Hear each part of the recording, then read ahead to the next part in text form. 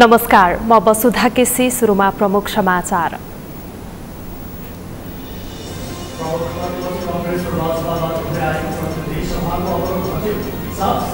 ऐन तथा सुझाव संसदीय विशेष समिति गठन। राजतन्त्रको पक्ष र विपक्षमा भएको बहसका कारण नेपाली राजनीति तरङ्गित। वर्तमान राजनीतिको असफलताले विकल्पको खोजी भएको विज्ञहरूको दावी। बागलुङको लालेलामा पहिरो जाँदा 3 जनाको मृत्यु, 7 घाइते। बडीगाड खोलाको तुरतुरे ताल फोड्दा 10 मिटर मध्ये पहाडी लोकमार्ग बगायो। भारतको जम्मू कश्मीरलाई स्वायत्तता दिने संवैधानिक व्यवस्था खारेज। कश्मीर र दखल केन्द्र शासित क्षेत्रमा परिणत।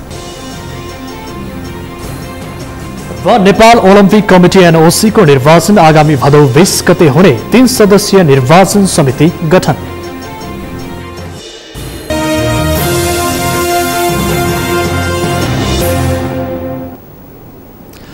प्राइम समाचार अब विस्तारमा। गत असार 24 देखि अवरुद्ध हुँदै आएको प्रतिनिधि सभाको बैठक आजबाट सुचारू भएको छ। सर्लाहीमा भएको घटनाको छानबिनका लागि संसदीय समिति गठनको माग गर्दै कांग्रेस र भाजपाका सांसदहरूले संसद अवरुद्ध गर्दै आए पनि अन्तिममा एजेन्डा छाडेपछि संसद सुचारू भएको हो। तर दलहरूका बीचमा संसद अवरुद्ध हुनुको कारण पत्ता लगाउन अध्ययन तथा सुझाव विशेष समिति गठन गर्ने सहमति भएको छ। अमृतराज काफ्लेको रिपोर्ट। सर्लाहीमा प्रहरीसँग भएको दोहोरो झडपका क्रममा ज्यान गुमाएका कुमार पौडेलको मृत्युका विषयमा संसदीय छानबिन गर्न माग गर्दै कांग्रेसले झण्डै 1 महिनादेखि संसद अवरुद्ध गर्दै आएको थियो।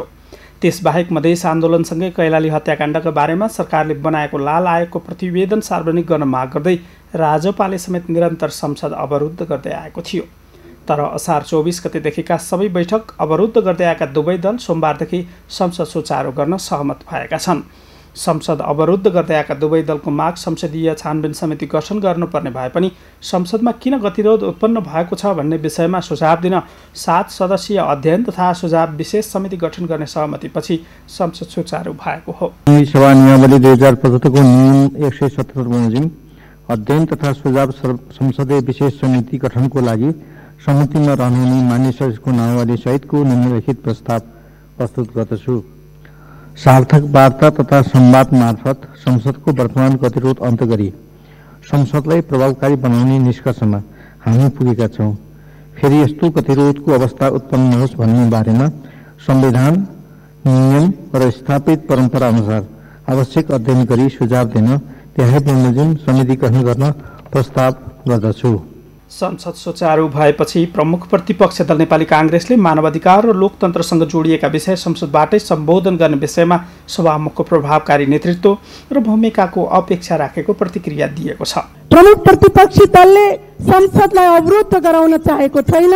संसदलाई गतिशील बनाउनु पर्दछ र लोकतन्त्रका यी मान्यताहरूलाई नेपाली जनताको त्याग, तपस्या र बलिदानबाट प्राप्त गरेको संघीय लोकतान्त्रिक गणतन्त्रका आधारभूत स्तम्भलाई अझै बलियो बनाउनु पर्दछ भनेर ती विषयलाई संसदभित्रै प्रवेश गराएर सम्मानीय सभामुख मार्फत राज्य र सरकारको ध्यान आकर्षण गराएर सरकारलाई संसदप्रति नै जिम्मेवारी र उत्तरदायित्व वहन गर्नु पर्दछ भन्ने मान्यता बोकेर आफ्ना विषयवस्तुहरू पटक पटक उठान गरिराखेको छ। संसद अवरुद्ध गर्दै आएको अर्को दल राजपाले समेत लाल आयोगको प्रतिवेदन सार्वजनिक र सर्लाहीको विभिन्न स्थानमा भएको घटनाको सत्य तथ्य बाहिर ल्याउनु पर्ने विषयमा संसदमा निरन्तर आवाज उठाएको तर सभामुखको पहल कदमीपछि आफूहरू पछि हटेको बताएको छ। हामीले मूलतः दुईटा घटनालाई लिएर संसदलाई अवरुद्ध गर्ने, केही दिनदेखि संसदलाई अवरुद्ध गर्ने काम गर्दै आएका थियौं। त्यो पहिलो विषय थियो लाल आयोगको प्रतिवेदन। नेपाल सरकारकै पहलकदमीमा, नेपाल सरकारकै निर्णयले मधेस र थरवटमा भएका आन्दोलन र त्यो आन्दोलनका बखत भएका ज्यादतीहरूको बारेमा भएका सत्य तथ्य बाहिर ल्याउनको लागि एउटा न्यायिक छानबिन आयोग बनेको छ। त्यो आयोगको प्रतिवेदन सरकारले बुझिसकेको र त्यो जनताले जान्न चाहेको। त्यसैले हामीले त्यो आयोगको प्रतिवेदन छिटोभन्दा छिटो सार्वजनिक हुनुपर्छ भन्ने बारम्बार माग गर्यो र सम्मान्य सभामुख महोदयले यही सदनमा विभिन्न समयमा रुलिङ गरेको अवस्था पनि छ। संसद सुचारू भएपछि संसदले लाल आयोगको प्रतिवेदन सार्वजनिक गर्न सरकारलाई पुनः रुलिङ गरेको छ। यसअघि पनि प्रतिवेदन सार्वजनिक गर्न सरकारलाई संसदले निर्देशन दिएको थियो। लाल आयोगको प्रतिवेदन सार्वजनिक गर्ने माग रहँदै आएको छ। लाल आयोगको प्रतिवेदनको विषयमा मैले सदन समक्ष र सरकार स्वयंले पनि विगतमा सार्वजनिक गर्ने प्रतिबद्धता कायमै रहेको मानिसहरूलाई सुनाउन चाहन्छु। अतः म पुनः यसतर्फ सरकारको गम्भीर ध्यानाकर्षण गराउँदै प्रतिवेदन यथाशीघ्र सार्वजनिक गर्न विशेष निर्देशन गर्दछु। असार 24 गतेदेखि अवरुद्ध हुँदै आएको संसद बैठक साउन 16 गते बिहिबारको बैठक सूचना टाँसेर 20 गतेसम्मका लागि स्थगित गरिएको थियो। सहमतिमै संसद चल्न दिने अडान काङ्ग्रेस र राजपा दुवैको माग नै नभएको अवस्थामा दुवै दल एकाएक संसद खुलाउन सहमत भएपछि काङ्ग्रेस र राजपामाथि एजेन्डा छाडेको आरोप लागेको छ। सगरमाथा टेलिभिजनका लागि क्यामेरामा केशव तिमिल सेनाका साथमा अमृतराज काफले, काठमाडौँ। राष्ट्रिय सभा अन्तर्गतको राष्ट्रिय सरोकार तथा समन्वय समितिले आफ्ना निर्देशनहरू सरकारले पालना नगरेको प्रति असन्तुष्टि जनाएको छ। फास्ट ट्र्याक बुढी गण्डकी आयोजना र निजगढ अन्तर्राष्ट्रिय विमानस्थलमा स्थानीयका समस्या छिटो समाधान गर्न दिएको निर्देशन अहिलेसम्म कार्यान्वयन नभएकोमा समितिले असन्तुष्टि जनाएको हो। समितिले सर्वसाधारणको प्रत्यक्ष सरोकारको विषय भएकाले सक्दो छिटो समाधान गर्न निर्देशन गरे पनि सम्बन्धित मन्त्रालयले समितिको निर्देशनको कार्यान्वयन गरेको छैन। आफ्नो वार्षिक प्रतिवेदन तयार पार्न जुटेको समितिले निर्देशन कार्यान्वयन हुन नसकेका विषयलाई प्राथमिकतामा राख्दै त्यसतर्फ सरकारलाई थप जिम्मेवार बनाउन प्रयास गर्ने भएको छ।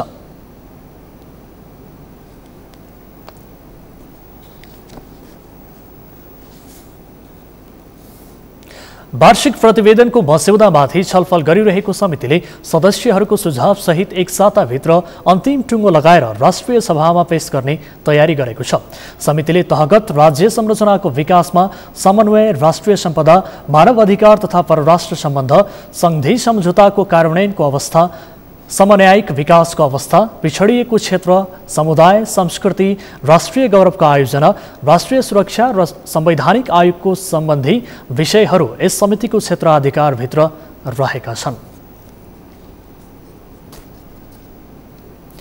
संघीय संसदको दिगो विकास तथा सुशासन समितिले प्रदेश सभाका सांसदहरूसँग दिगो विकास र सुशासन सम्बन्धी प्रवर्धनात्मक कार्यक्रम आयोजना गर्ने भएको छ।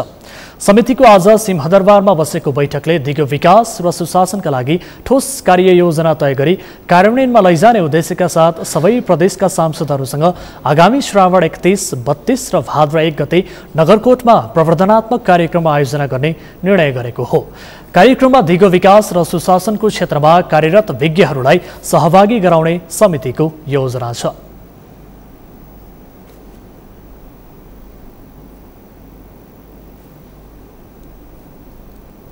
बैठकले दिगो विकास लक्ष्य कार्यान्वयनका लागि राष्ट्रिय योजना आयोगको सचिव र महालेखा परीक्षकको कार्यालयका पदाधिकारीहरूसँग पनि छलफल गर्ने निर्णय गरेको छ। त्यसैगरी दिगो विकास तथा सुशासन सम्बन्धी उच्च स्तरीय अन्तर्राष्ट्रिय भ्रमणमा समितिको सहभागिता सुनिश्चित गर्न सरकारलाई सचेत पनि गराइएको समितिका सचिव लामी छानेले बताउनुभयो। बैठकमा समितिका सदस्यहरूले भ्रष्टाचार नियन्त्रणको कार्ययोजनालाई सफलतापूर्वक कार्यान्वयन गर्न सक्ने गरी प्रदेश सभाका सांसदहरूसँग प्रवर्धनात्मक कार्यक्रम आयोजना गर्नुपर्नेमा जोड दिएका थिए। समितिकी अर्की सदस्य डाक्टर बिमला पौड्यालले प्रदेश सांसदहरूसँगको प्रवर्धनात्मक कार्यक्रम मुलुकमा विद्यमान गरिबी हटाउन र जलवायु परिवर्तनका असरलाई न्यूनीकरण गर्न केन्द्रित हुनुपर्ने स्पष्ट पार्नुभयो। मुलुकमा दिगो विकास र सुशासन कायम गर्न सरकारलाई आवश्यक निर्देशन दिने संवैधानिक दायित्व सहित संघीय संसदले यो समिति गठन गरेको हो।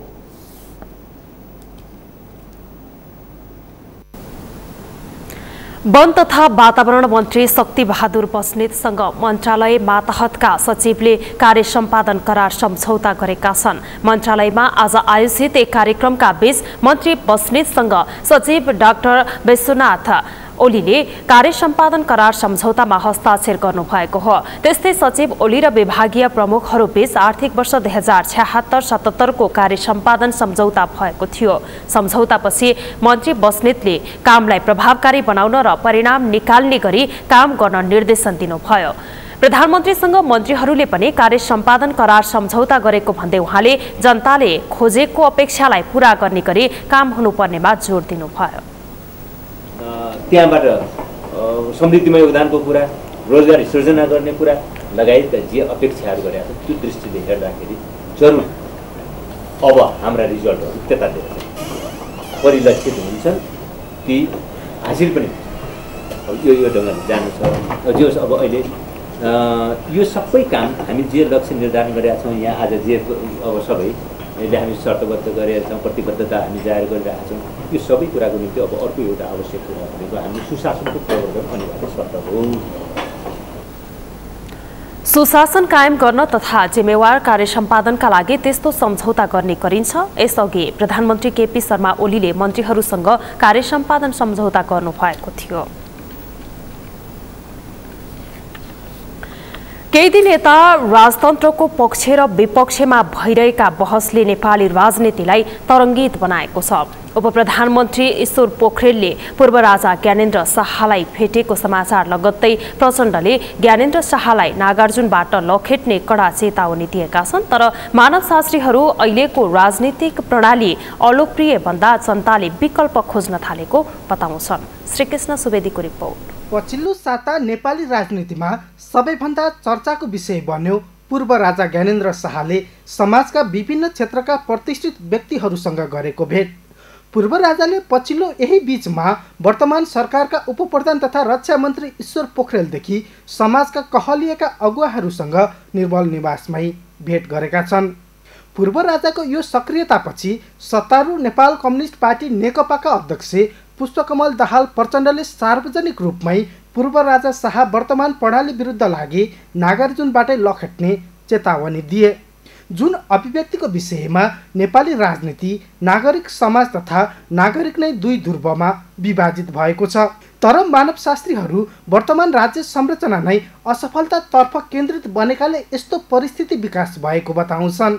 10 वर्षे सशस्त्र युद्ध, दोस्रो जनआन्दोलन र गणतन्त्र स्थापना पछिको यो अवधिमा राजनीतिक दलकै अकर्मण्यताका कारण जनता अहिले विकल्पको खोजीमा लागेको मानवशास्त्रीको ठम्याइ छ। यो प्रणाली नै चाहिँ तपाईँको अहिले असफलतिर चाहिँ ढल्किराखेको छ कि त्यस कारणले अब जसले चाहिँ तपाईँको हिजो यो सङ्घीयता आयो भने देश टुक्रिन्छ, यहाँ चाहिँ तपाईँको अशान्त हुन्छ, सामाजिक सद्भाव बिग्रन्छ, राज्यको चाहिँ तपाईँको सार्वभौमिक सत्तामा चाहिँ आँच आउँछ भन्ने खालले एउटा गलत प्रचार गरेका थिए। त्यो साँच्चै हो कि त साँच्चै हो कि भन्ने खालको भान जनतामा परेछ। त्यसले गर्दा जनताले अब यस्तो बेलामा जो चाहिँ तपाईँको तानाशाहीहरू, एकात्मक चाहिँ तपाईँको शासन चाहिँ सत्ताका हालिमुहाली गर्नेवालाहरू, जो चाहिँ तपाईँको यहाँका सामन्तीहरू थिए, तिनीहरूले जो टाउको लुकाएर बसेका थिए तिनीहरूले बिस्तारै टाउको उठाउने मौका पाए। खास गरी गणतन्त्र स्थापनापछि राजनीतिक दलहरूमा बढ्दो असमझदारी, महँगी र भ्रष्टाचारको कारण जनतामा निराशा बढ्दै गएको छ, जसको कारण जनताले पछिल्लो समय पुरानो र वर्तमान शासन प्रणाली बीचमा तुलना गर्न थालेका छन्। यसैको निरन्तरता पछिल्लो परिवर्तनप्रति जनतामा निराशा छाएको विज्ञहरू बताउँछन्। उहाँ शक्तिको लागि आतुर हुनुहुन्न, उहाँलाई राजा हुने रहर पनि छैन। तर मुलुक अहिले जुन एउटा विडम्बनापूर्ण अवस्थामा छ त्यसमा उहाँ चिन्तित हुनुहुन्छ र हामीले यो प्रमाणित इन्स्टिट्युसनको कुरालाई स्वीकार गरौँ र यो नै अबको निकास हो भन्दाखेरि त्यसमा उहाँको एउटा प्रारम्भिक सहमति देखिएको छ र त्यसको लागि हामीले उहाँलाई धन्यवाद पनि भनेका छौँ। र अब नागरिकहरूले र राजनीतिक दलहरूले पनि यो कुरा स्वीकार गर्न सक्यो भने मलाई लाग्छ मुलुकले एउटा राम्रो निकास पाउँछ। तत्कालीन परिस्थितिमा शालीनतापूर्वक राजकीय शान छाडेर सरकारले छुट्याएको मानव खान तयार भएका तत्कालीन राजा ज्ञानेन्द्र शाह अहिले एकाएक किन सक्रिय भए? राजनीतिप्रति यो छोटो समयमा किन जनतामा चरम वितृष्णा उब्जियो र यसको अवतरण अब व्यवस्था विरुद्ध गएर ठोकिन्छ कि अहिलेकै परिवर्तनभित्र दलहरूले उत्कृष्ट विकल्प पस्किन्छन्, यो हेर्न बाँकी छ। सगरमाथा टेलिभिजनका लागि क्यामेरा पर्सन सुरेन्द्र राउतका साथ श्रीकृष्ण सुवेदी, काठमाडौँ। नेपालमा करिब 35,000 व्यक्तिहरू मानव बेचबिखनमा परेको र 15 लाख मानिसहरू बेचबिखनको जोखिममा रहेको राष्ट्रिय मानवाधिकार आयोगले जनाएको छ। आज ललितपुरमा मानव बेचबिखन सम्बन्धी राष्ट्रिय प्रतिवेदन सार्वजनिक गर्दै आयोगले यस्तो जानकारी गराएको हो। बेचबिखनका लागि लगिन लागेका 2104 जनालाई सीमा नाकाबाटै फर्काएको आयोगले जनाएको छ। प्रहरीले उपलब्ध गराएको तथ्याङ्क अनुसार नेपालमा वार्षिक 2 देखि 300 को संख्यामा मानव बेचबिखनको उजुरी पर्ने गरेको छ भने केवल 47% मात्र फेला पर्ने गरेको आयोगको भनाइ छ। आयोगले मानव बेचबिखन विरुद्ध विद्यमान ऐन नियम तथा कार्ययोजनाहरूको संशोधन र पुनर्लेखन गर्न आवश्यक रहेको औल्याएको छ भने मानव बेचबिखन विरुद्धका हस्तक्षेप तथा नीतिहरू बालबालिका मैत्री र संवेदनशील नभएको प्रतिवेदनमा उल्लेख छ। कार्यक्रममा आयोगका अध्यक्ष अनुपराज शर्माले घरेलु कामदारका लागि वैदेशिक रोजगारमा गएका मानिसहरू नै बढी बेचबिखनमा परेको जानकारी दिनुभयो।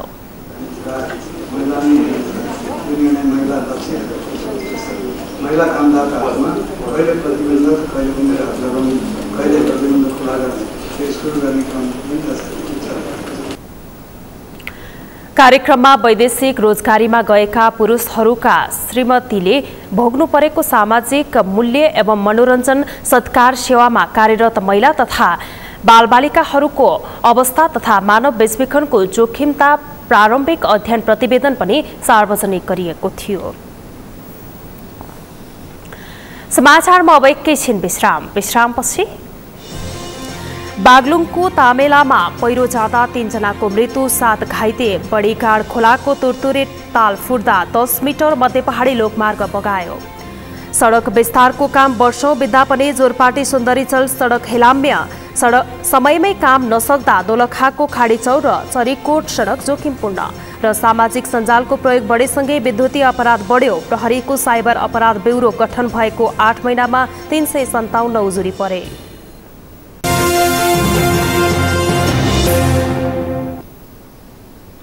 विश्रामपछि सगरमाथा प्राइम समाचारमा स्वागत छ। अब बाँकी समाचार। श्रावण मासको शुक्ल पक्षको पञ्चमी तिथिका दिन मनाइने नागपञ्चमी पर्व आज विशेष पूजा गरेर मनाइएको छ। नागपञ्चमीको महत्त्व हिन्दू धर्म र परम्परामा अत्यन्तै महत्त्वपूर्ण रहेको छ। सही अर्थमा यसको महत्त्व बुझेर पूर्ण श्राद्ध भक्तिका साथ प्राण प्रतिष्ठित नागको तस्बिरमा विधिपूर्वक पूजा गरे राम्रो फल मिल्ने वेद र पुराणहरूमा उल्लेख छ। शान्ता लम्सालको रिपोर्ट। नाग पञ्चमीका दिन घर, कुण्ड, तलाउ तथा सिमसार क्षेत्रमा नागको पूजा गरी मनाउने परम्परा छ। वैदिक मान्यता अनुसार नागलाई सर्पको राजा मानिन्छ। यसै अवसरमा काठमाडौँको नागपोखरी, टौदह, पशुपतिनाथ परिसरमा रहेको बासुकी मन्दिर, भक्तपुरको सिद्धपोखरी लगायत देशका विभिन्न नागदह कुण्ड र नाग स्थानमा विशेष पूजा आजा गरी गाईको दुध, अक्षता, दुबो, दुधबाट बनेका परिकार आदि प्रसादका रूपमा चढाउने चलन छ।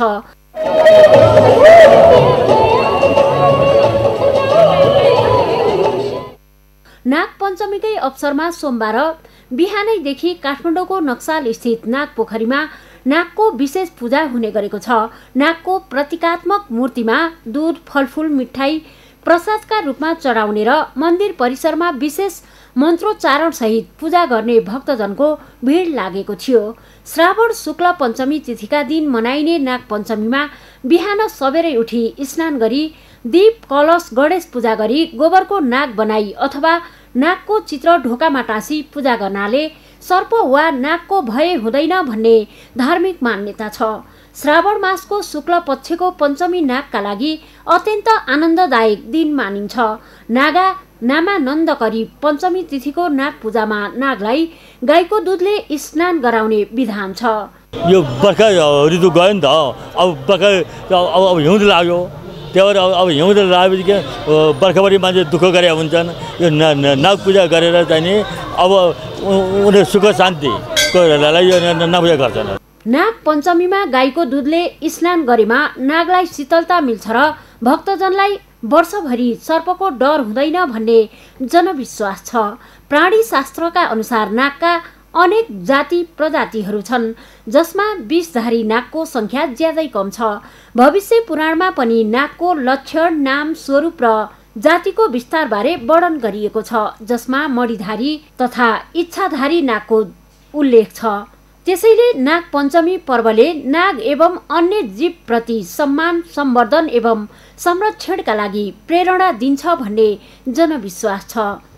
नाग पञ्चमीका दिन चाहिँ हामीले नागराजा, नागरानी, नाग कन्यालाई के छ भने चाहिँ सर्व नागलाई चाहिँ के छ भने चाहिँ बेलामा वर्षा पानी पारेको, उर्वरा शक्ति दिएको, पृथ्वीमा हामी सबैलाई बाँच्ने वातावरण राम्रो गराउनु भएकोले गर्दाखेरि नागदेवलाई हामीले के छ भने मान्दैछौँ। आज सम्पूर्ण हिन्दू धर्मावलम्बीहरूले चाहिँ रोग व्याध काटोस् र एउटा जुन खडेरी परिरहेको अवस्थामा चाहिँ एउटा शान्ति मिलोस् भन्ने सोचका साथ चाहिँ एउटा हिन्दू धार्मिक परम्परा अनुसार मान्दै आएका छौँ। सामान्यतः नाग पञ्चमी पछि वर्षायाम समाप्त भई हिउँदयाम सुरु हुन्छ भनिन्छ। साथसाथै नाग पञ्चमीले हिन्दू धर्म परम्परा अनुसार चाडपर्व लिएर भित्रन्छ भन्ने सामाजिक मान्यता समेत छ। ज्योतिष शास्त्र अनुसार पञ्चमी तिथिका स्वामी नाग देवता हुन् र यस दिन गरिने पूजाको बेग्लै महत्त्व छ। आज नाग पञ्चमीसँगै साउने सोमबार पनि परेको छ। आज साउनको तेस्रो सोमबार हो, त्यसैले पनि पाशुपत क्षेत्रमा भक्तजनहरूको निकै भिड देख्न सकिन्छ। एउटै व्रतमा भक्तजनहरूले नाग देवता र शिव महादेव भगवानको पूजा गर्ने अवसर पाउनु भएको छ। यसलाई संयोग पनि मान्नुपर्छ। सगरमाथा टेलिभिजनका लागि क्यामेरामा आर्यन खड्काका साथ शान्ता लम्साल, पाशुपत क्षेत्र, काठमाडौँ। यसै सन्दर्भमा आज हामीले सगरमाथा जनपोलीमा सर्वसाधारणलाई सोधेका थियौं, नाग पञ्चमीको महत्त्व के छ? हेरौं सर्वसाधारणको प्रतिक्रिया उनीहरूकै शैलीमा।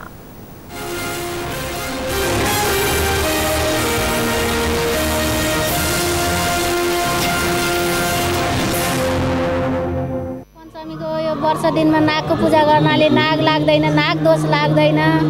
हामीलाई अब यस्तो सबैजना आएर पूजा गर्नाले सबै कुरा राम्रो हुन्छ। आफ्नो घर परिवार शाखा सन्तानलाई आज नाग पञ्चमीमा पूजा गर्यो भने राम्रो हुन्छ भन्ने मानिन्छ। Naga is so important because of the earth needing the water at the moment, and all the goodness and all the bounty and abundance that the Nagas bring from below and from above has to be celebrated. पूजा गरिन्छ बिहान हैन, वर्ष दिनमा एक दिन आउने चाड हो। आजदेखि चाडपर्वहरू सुरु हुन्छ। श्री पञ्चमीको दिन मकैको प्रार्थना गरेर मकै चढाएर राम्रोसँग पूजा गर्नुपर्छ। यो पूजा गर्नु परम्परादेखि नै चलिआएको। विशेष गरेर यो नाग पूजादेखि हाम्रो चाडपर्वहरू सुरु हुन्छ। पञ्चमी तिथिमा चाहिँ नागको चाहिँ पूजा गरिन्छ, त्यसकारण नाग नागिनीको ठुलो महत्त्व छ हैन। यो नाग पूजा गरिसकेपछि काल सर्पयोग लागेका अनि आफ्नो ग्रह शान्ति राम्रो हुन्छ। केही नराम्रा ग्रह सपनाहरू देखेका छन् भने पनि निवारण हुन्छ। पूजा गर्ने अब धार्मिक संस्थामा अलिकति आफ्नो मन लागेको। घरमा पनि नाग मानिन्छ, नागको पूजा गरिन्छ, त्यसैले नागको महत्त्व ठुलो छ। विभिन्न पर्व मध्ये यो नाग पञ्चमी पनि एक हो। अब यस मध्येमा अब आज चाहिँ नागको चाहिँ विशेष पूजा गर्ने दिन भएको हुनाले अब के अरे नाग चाहिँ आज घर घरमा नागको चाहिँ फोटो टाँसेर त्यसलाई पूजा गरेर अनि नागलाई दुध चढाएर यो पर्वलाई मनाइन्छ। नाग सर्प जतिका सबै मालिक हुन्, राजा हुन्। पानी आएन भनेदेखि विष्णु भगवानले ओछ्याएको हुँदाखेरि पानी आएन, अनि उनको आराधना गऱ्यो भने पानी आउँछ। नाग ठुला हुन्, पृथ्वीमा नाग ठुला छन्। अनि हाम्रो चलिआएको चिज गर्नुपर्छ। हाम्रो पहिलेदेखिको यो चलिआएको चिज हो, गऱ्यो भने केही हुन्छ, लाभ हुन्छ भन्ने एउटा आशाले गर्ने हो। हामीले नाग पूजा गर्यो भने अब हाम्रो शरीरमा आउने घाउ खटिराहरू यताउता ठिक हुन्छ।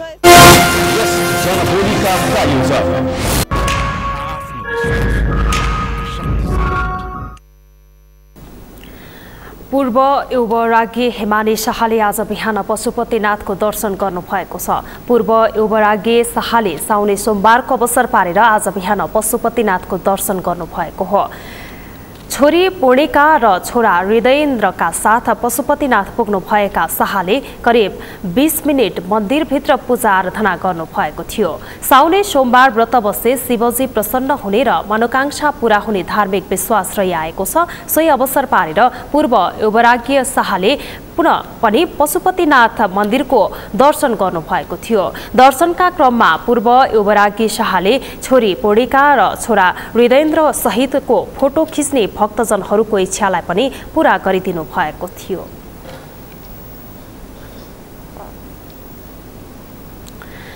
पहिरोमा परि बागलुङको तमान खोला गाउँपालिका 4 लामेलामा 3 जनाको मृत्यु भएको छ। पहिरोमा परि अन्य 7 जना घाइते भएका छन्। गैराती आएको पहिरोमा परि 70 वर्षीय अन्सारी श्रीपाली, 45 वर्षीय चन्द्रकुमारी श्रीपाली र 12 वर्षीय प्रवीण श्रीपालीको मृत्यु भएको जिल्ला प्रहरी कार्यालय बागलुङका निमित्त प्रमुख झवेन्द्र प्रसाद भट्टराईले जानकारी दिनुभयो। मृतकको शव आज बिहान मात्र निकालिएको छ। घाइतेहरूको सामुदायिक स्वास्थ्य केन्द्र तामेलामा उपचार भइरहेको छ। उनीहरूको अवस्था सामान्य रहेको छ। पहिरोको कारण 7 घर परिवार विस्थापित भएका छन्। यसैबीच बागलुङको बडीगाड खोलामा बगेको तुरतुरे ताल फुट्दा मध्य पहाडी लोकमार्ग अवरुद्ध भएको छ। गैरातीदेखि परेको अविरल वर्षाका कारण बडीगाड गाउँपालिका र ढोरपाट नगरपालिकाको सिमानामा रहेको बडीगाड खोलामा गत वर्ष थुनिएर बगेको कृत्रिम ताल फुट्दा करिब 10 मिटर मध्य पहाडी लोकमार्ग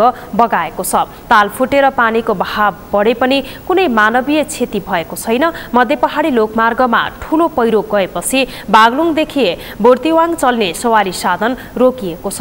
यात्रु बीच सडकमै अल्पत्र परेका छन्। तालले सडक कटान गरेपछि तत्कालका लागि वैकल्पिक सडक समेत सञ्चालन गर्न सकिने प्रहरीले जनाएको छ। सडक विस्तारको काम थालेको वर्षौं बितिसक्दा पनि जोरपाटी सुन्दरीजल सडक अझै बन्न सकेको छैन। वर्षामा हिलो र गर्मीमा धुलो हुने यस सडकको निर्माण कार्यले गति लिन नसक्दा स्थानीयवासी सधैँ समस्यामा पर्ने गरेका छन्। अहिले पनि जोरपाटी सुन्दरीजल सडक खण्डमा यात्रा गर्नेको दैनिकी कष्टकर छ। सोनी शाहीको रिपोर्ट। चाँडै निर्माण सम्पन्न हुनुपर्छ। स्थानीयवासीले पटक पटक प्रदर्शन गरेको जोरपाटी सुन्दरीजल सडकको अवस्था हेर्नुहोस्। यहाँ वर्षभरि नै अनेक शास्ति खेप्दै हिँड्नुपर्ने बाध्यता छ। वर्षामा हिलो र हिउँदमा धुलोको पीडा भोगेका स्थानीयले बाटोकै कारण स्वास्थ्य समस्या भोग्न पनि बाध्य छन्। गुणस्तरीय सामग्रीको प्रयोग नहुँदा निर्माण भएको बाटो पनि भत्किएको छ भने 8 वर्ष अघिदेखि बनाउन थालिएको बाटो अलिकति पनि व्यवस्थित हुन नसकेको स्थानीयको गुनासो छ।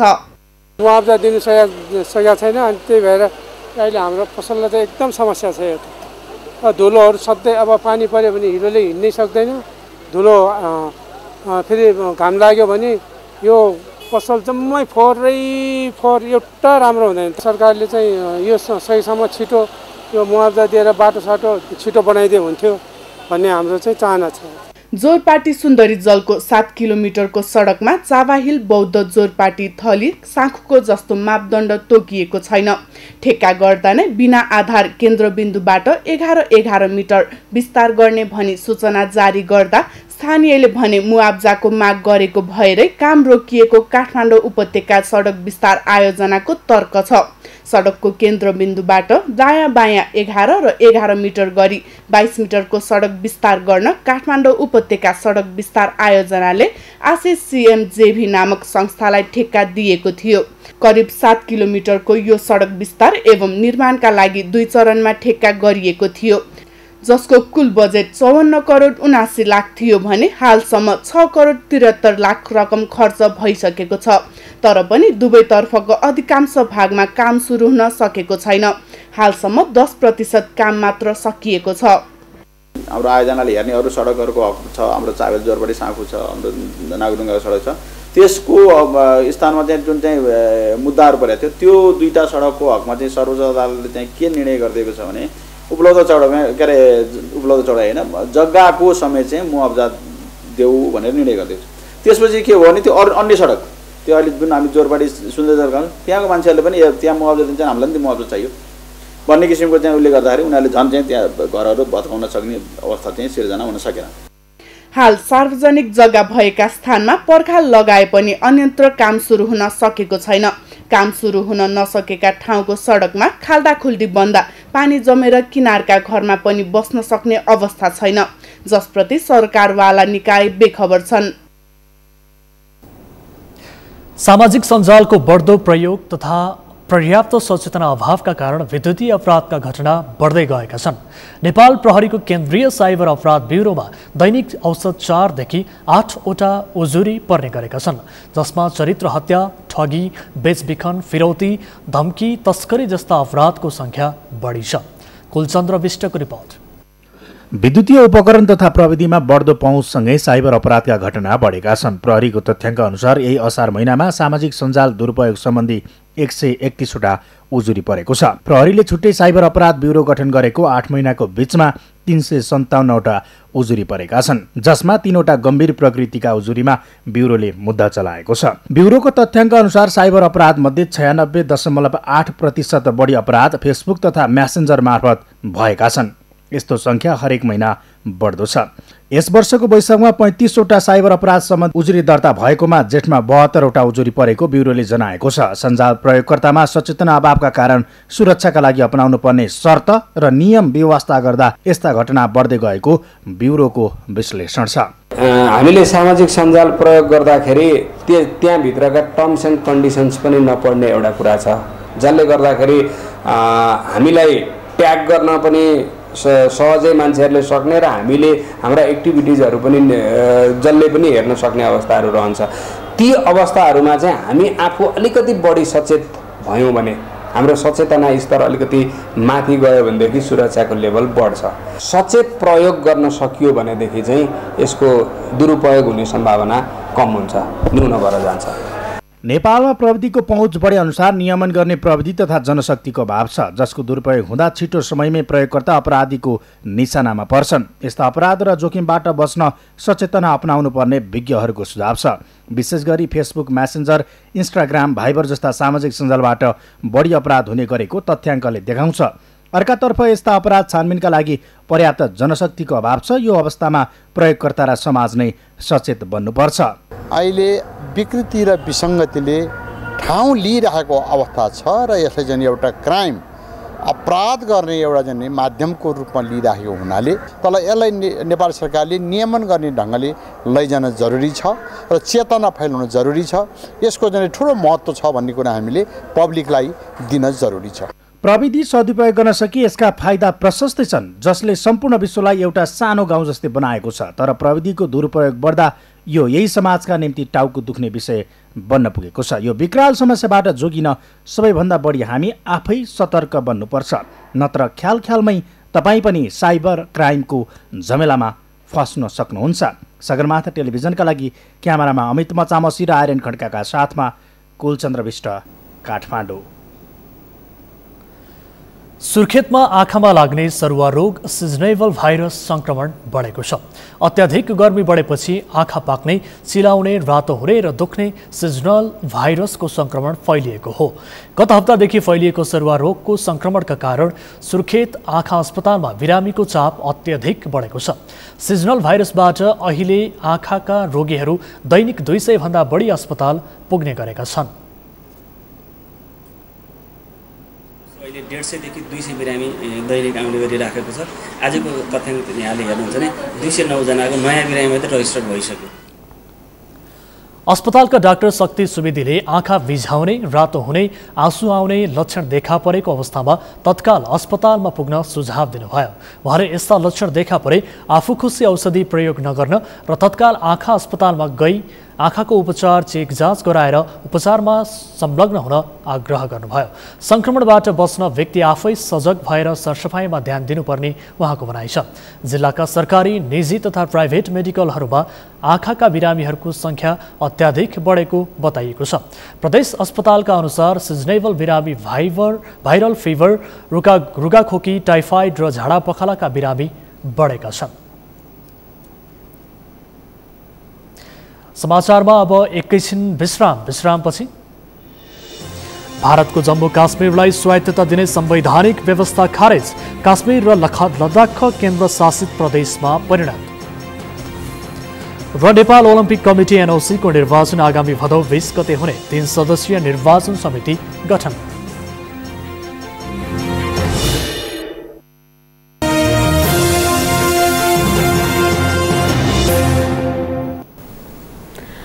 अब पालो अर्थ समाचारको। समाचारका प्रायोजक हो आफ्नो विश्वास हो त्रिशक्ति सिमेन्ट। मधेसी आयोगले गोष्ठी र अनुशिक्षण कार्यक्रम सञ्चालनमा मात्रै 3.5 करोड बढी खर्च गरेको छ।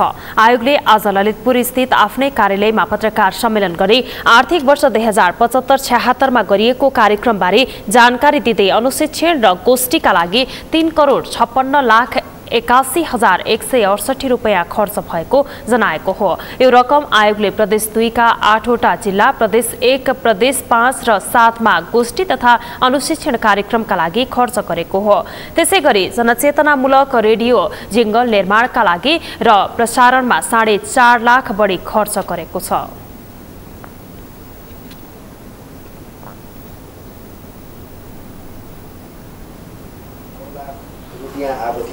त्यो मध्ये हामीले चाहिँ 3 करोड 56,81,168 रुपैयाँ 40 पैसा खर्च गऱ्यौँ, जुन भनेको खर्चको प्रतिशतमा 70.10 हाम्रो खर्च भयो र बजेट बाँकी 1 करोड 52,18,861 रुपैयाँ 60 पैसा जो बचत भयो र त्यो चाहिँ फ्रिज हुन्छ नेपाल सरकारको नियमअनुसार र यो चाहिँ कति भन्दा 29.9% चाहिँ बजेट फ्रिज भएको छ।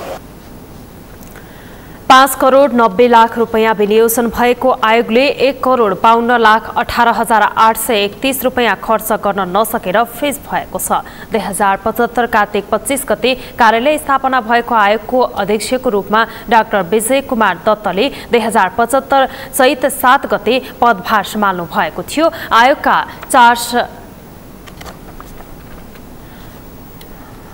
4 सदस्यको पद रिक्त छन्।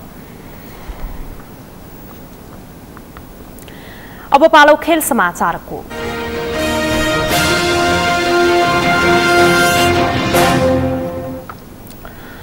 नेपाल ओलम्पिक कमिटी एनओसी को निर्वाचन आगामी भदौ 20 गते हुने भएको छ। आज बसेको एनओसी को बोर्ड बैठकले भदौको पहिलो साता नयाँ नेतृत्वका लागि निर्वाचन गर्ने मिति तय गरेको हो। यसका साथै कमिटीले कार्य समितिमा पनि हेरफेर गरेको छ। यसअघि 17 सदस्यीय समिति हुने गरेकोमा अब 19 जनाको हुने भएको छ। एनओसीले सेप्टेम्बरको पहिलो साता निर्वाचन गर्ने तयारी सहित अन्तर्राष्ट्रिय ओलम्पिक कमिटीमा पत्राचार गरेको थियो। आईओसी प्रस्तावित मितिलाई स्वीकृति प्रदान गरेसँगै एनओसीले नयाँ निर्वाचनको मिति तोकेको हो। बैठकले निर्वाचन सम्पन्न गर्न लोकभक्त राणाको संयोजकत्वमा 3 सदस्यीय निर्वाचन समिति गठन गरेको छ। समितिमा राधिका खतिवडा र भीम थापा रहेका छन्। पछिल्लो निर्णयसँगै दक्षिण एसियाली खेलकुद प्रतियोगितासँग साग अगाडि नै एनओसी को नयाँ नेतृत्वका लागि निर्वाचन हुने पक्का भएको छ। यो सँगै हामी समाचारको अन्त्यमा छौं। अन्त्यमा प्रमुख समाचार पुनः एकपटक। प्रमुख प्रतिपक्षी कांग्रेस र राजपाबाट हुँदै आएको प्रतिनिधि सभाको अवरोध हट्यो। 7 सदस्यीय अध्ययन तथा सुझाव संसदीय विशेष समिति गठन। राजतन्त्रको पक्ष र विपक्षमा भएको बहसका कारण नेपाली राजनीति तरङ्गित। वर्तमान राजनीतिको असफलताले विकल्पको खोजी भएको विज्ञहरूको दाबी। बागलुङको लामेलामा पहिरो जाँदा 3 जनाको मृत्यु, 7 घाइते। बडीगाड खोलाको तुरतुरे ताल फुट्दा 10 मिटर मध्ये पहाडी लोकमार्ग बगायो। भारतको जम्मू काश्मीरलाई स्वायत्तता दिने संवैधानिक व्यवस्था खारेज। काश्मीर र लद्दाख केन्द्र शासित प्रदेशमा परिणत। र नेपाल ओलम्पिक कमिटी एनओसी को निर्वाचन आगामी भदौ 20 गते हुने 3 सदस्यीय निर्वाचन समिति गठन।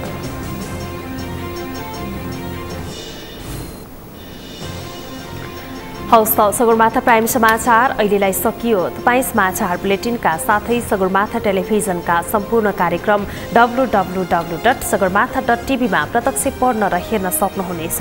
साथै युट्युबमा youtube.com/sagarmatha.tv नेपालमा पनि हेर्न सक्नुहुनेछ। मोबाइलमा प्ले स्टोर तथा एप स्टोरमा गई सगरमाथा टिभी एप डाउनलोड गरेर पनि हामीलाई प्रत्यक्ष हेर्न सक्नुहुनेछ। साथै तपाईँ हामीलाई फेसबुकमा facebook.com/stv नेपालमा फलो गर्न सक्नुहुनेछ। समाचारको शिखर, नेपालको गौरव, नेपालको पहिलो न्युज च्यानल सगरमाथा टेलिभिजन हेर्दै गर्नुहोला। नमस्कार।